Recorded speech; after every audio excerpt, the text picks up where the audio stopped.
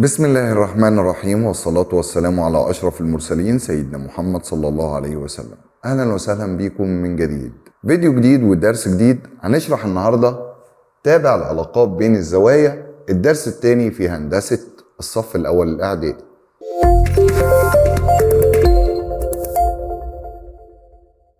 تابع العلاقات بين الزوايا. معنى كلمة تابع العلاقات بين الزوايا يبقى احنا خدنا علاقات بين الزوايا قبل كده. تعرفنا الحصة اللي فاتت على الزاويتان المتتامتان والزاويتان المتكاملتان والزاويتان المتجاورتان، وعرفت كمان الزاويتان المتجاورتان المتكاملتان الحادثتان من تقاطع شعاع ومستقيم نقطة بدايته تقع على هذا المستقيم. لو انت ما شفتش الدرس دوت هتلاقيه يظهر دلوقتي قدامك في الاي اللي هيظهر فوق في اعلى الفيديو. اتفرج عليه الاول وبعدين تعالى كمل معايا الدرس الثاني في الهندسة. افكار درس النهارده مش كتير، هم 3 علاقات هندرسهم النهارده.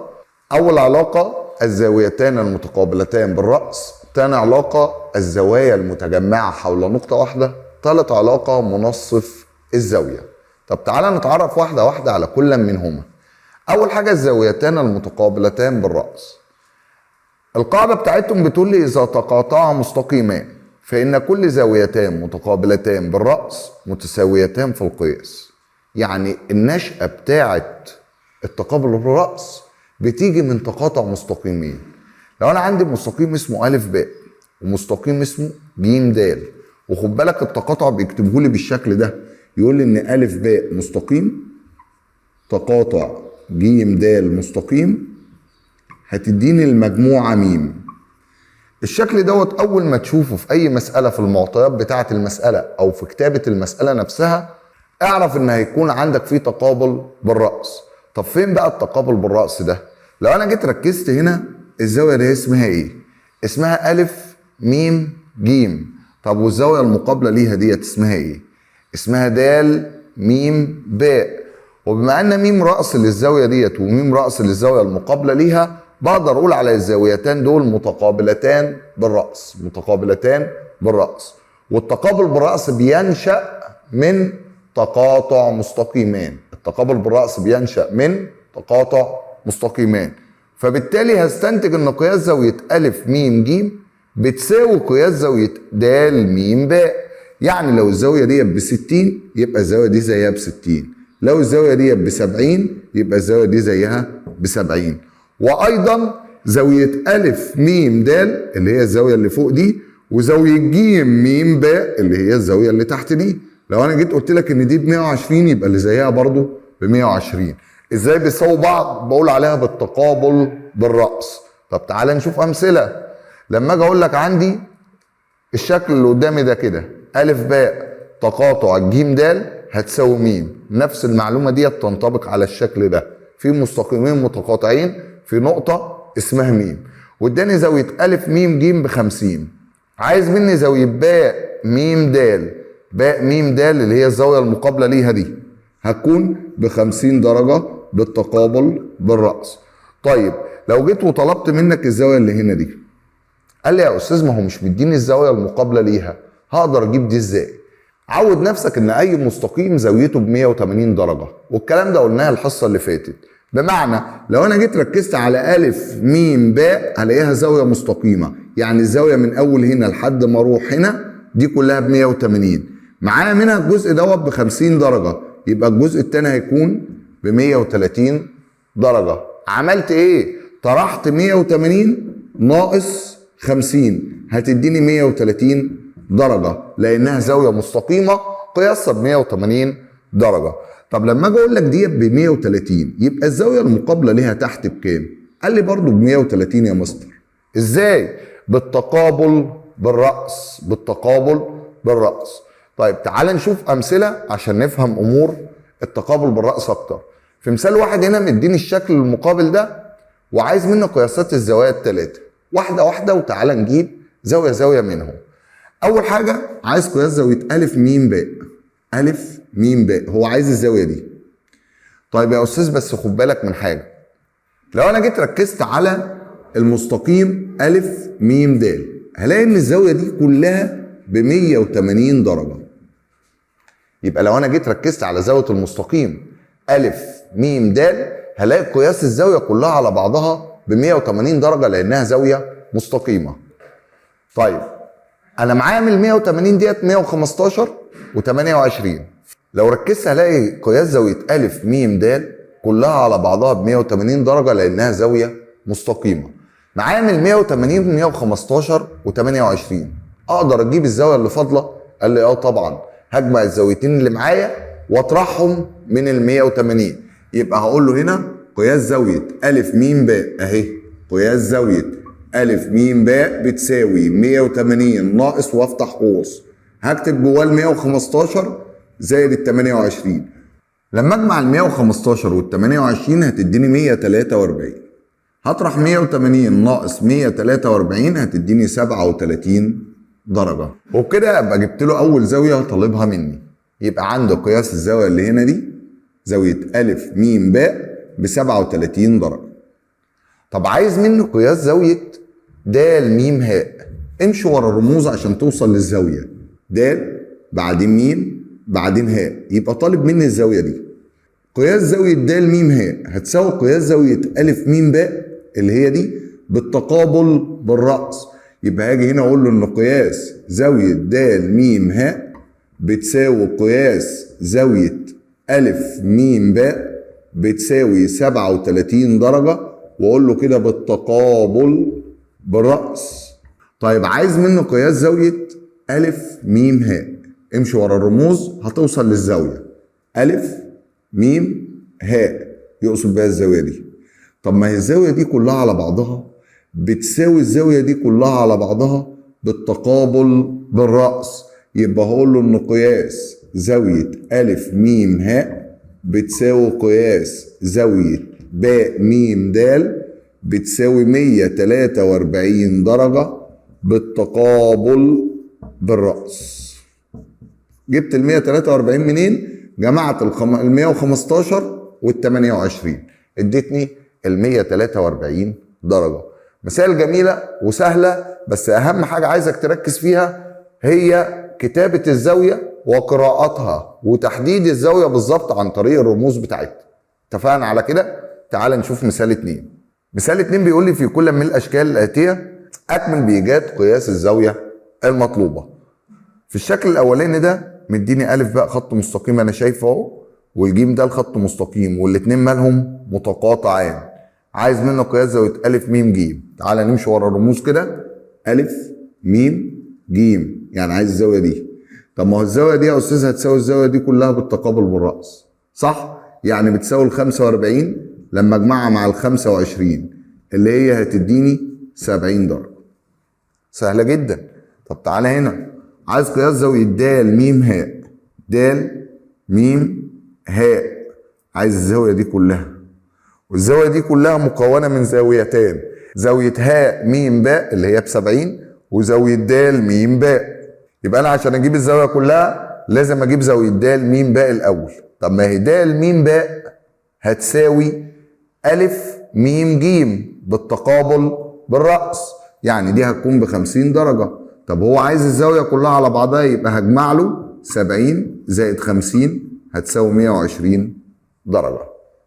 صعب الكلام يا جماعة؟ يبقى إذا تقاطعا مستقيمان فإن كل زاويتان متقابلتان بالرأس متساويتان في القياس. نخش على الفكرة التانية عند النهاردة في درس النهاردة، وهي مجموع قياسات الزوايا المتجمعة حول نقطة واحدة. هو يعني إيه زوايا متجمعة حول نقطة واحدة؟ هقول لك أنا.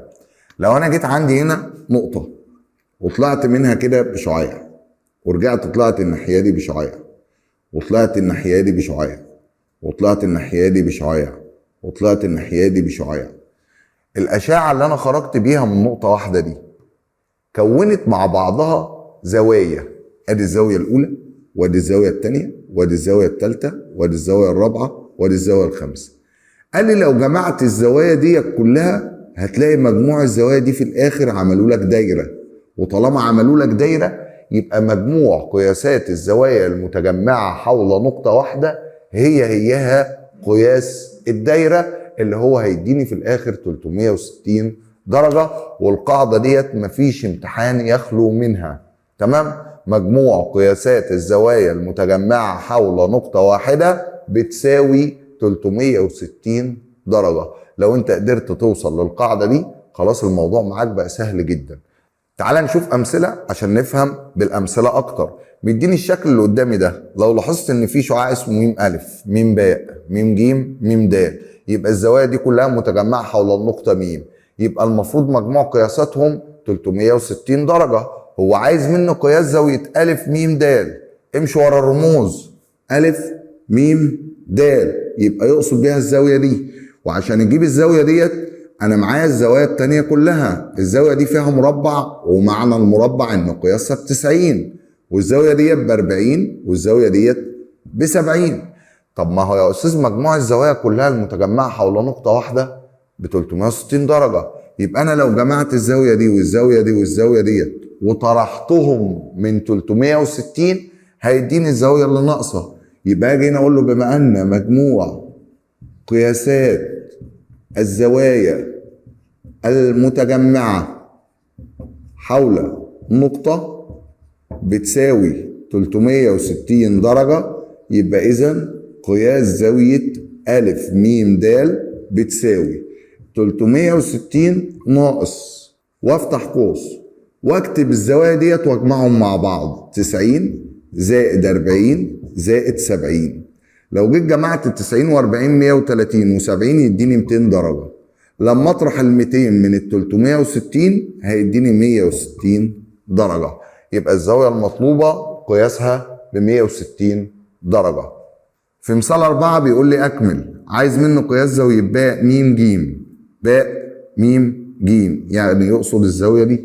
معايا الزاوية ديت والزاوية ديت مربع يعني ب90، يبقى أنا معايا زاويتين وعايز التالتة، والتلات زوايا متجمعة حول نقطة واحدة، يبقى أقول له قياس الزاوية ديت بتساوي 360 ناقص وافتح قوس 150 زائد 90. 150 و90 هتديني 240، لما اشيلهم من ال 360 يديني 120 درجة. نفس الفكرة بالظبط، مديني الزوايا وعايز مني زاوية ج م د، ج م د اللي هي الزاوية دي، وعشان اقدر اجيب الزاوية ديت هجمع الزوايا التانية واطرحهم من 360. وعود نفسك طالما في مربع جوه الزاوية يبقى قياس الزاوية هنا ب90، يبقى انا هقول له ان قياس الزاوية دي بتساوي 360 ناقص وافتح قوس 110 زائد 45 زائد 90. لما اجمع هيديني 245، لما اطرح 360 ناقص 245 يديني 115 درجة.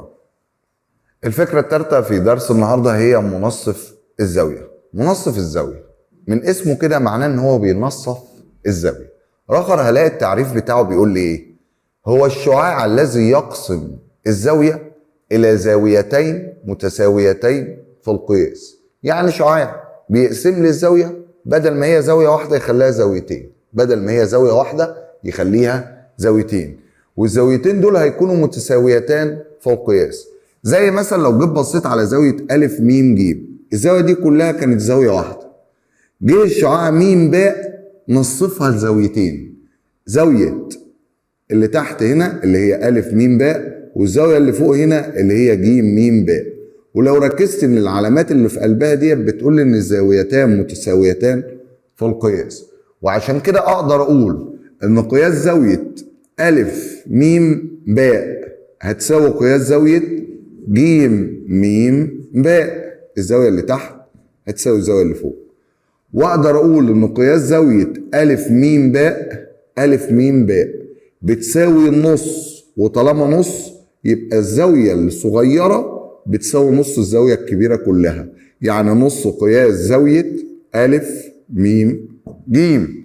طب لما اقول لك قياس زاوية ألف م ج، ألف م ج كلها على بعضها بقى هتساوي ايه؟ قال لي هتساوي 2 من زاوية يا اما الزاوية دي يا اما الزاوية دي، لان الكبيرة قد زاوية ألف م باء مرتين وقد زاوية ج م باء مرتين، يبقى اقول له 2 من قياس زاوية ألف م باء او 2 من قياس زاوية ج م باء.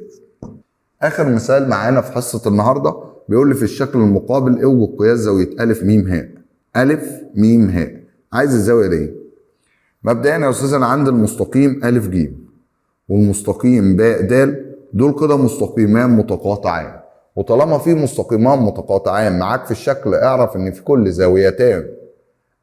كل زاويتان متقابلتان بالرأس متساويتان في القياس. يبقى الزاوية باء م ج اللي هي ب 120 دي هتساوي زاوية أ م د بالتقابل بالرأس. يبقى هاجي هنا اقول له ان قياس زاوية أ م د بتساوي قياس زاوية باء م ج بتساوي 120 درجة، واقول له هنا ايه؟ بالتقابل بالرأس.